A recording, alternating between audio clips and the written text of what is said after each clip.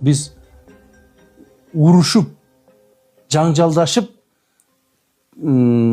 бардығын столға чаап, таштап қойып, эшиктерден чыгып кеткен күндер болуп атты. Бардық жетекчилерибиз билет эми, буну азыр айтып койсо бул мамлекеттик деле чоң сырды ачкан болбоймун.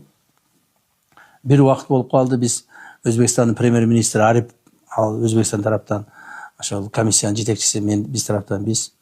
Анан ошол экөөбүз сүйлөшүп отуруп тил келишпей калдык.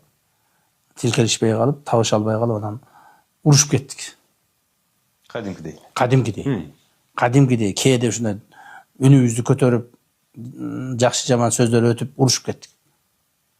Ал дагы бурулуп кетти, мен да бурулуп кеттим. Анан кийин бир аздан кийин ал кайра отуруп сүйлөшөйлү деп калды. Мен айттым, жок, сүйлөшпөйм дедим.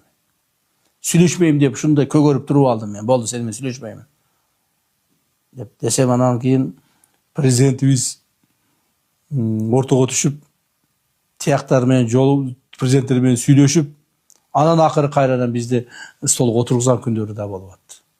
Кайрадан чай урушпагыла, кой. Эки өлкөнүн президенттери сүйлөшүп, кой урушпагыла, кой талашпагыла, отургула, чечкиле. Баары бир биз чечебиз, келгиле деп кайра бизди столго отургузуп, кайрадан анан биз чечүү процесстерин баштаган убакыттар да болду да.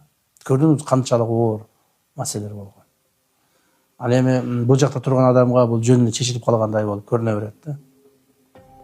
Бирок негизги маселе ошол биздин чек-араларыбызды чечип алдык. Мамлекетибиз өзү юридикалык жактан эгемендүүлүккө ээ болду. Эми мындан ары Кудай буйрса чоң жаңжалдар чыкпайт.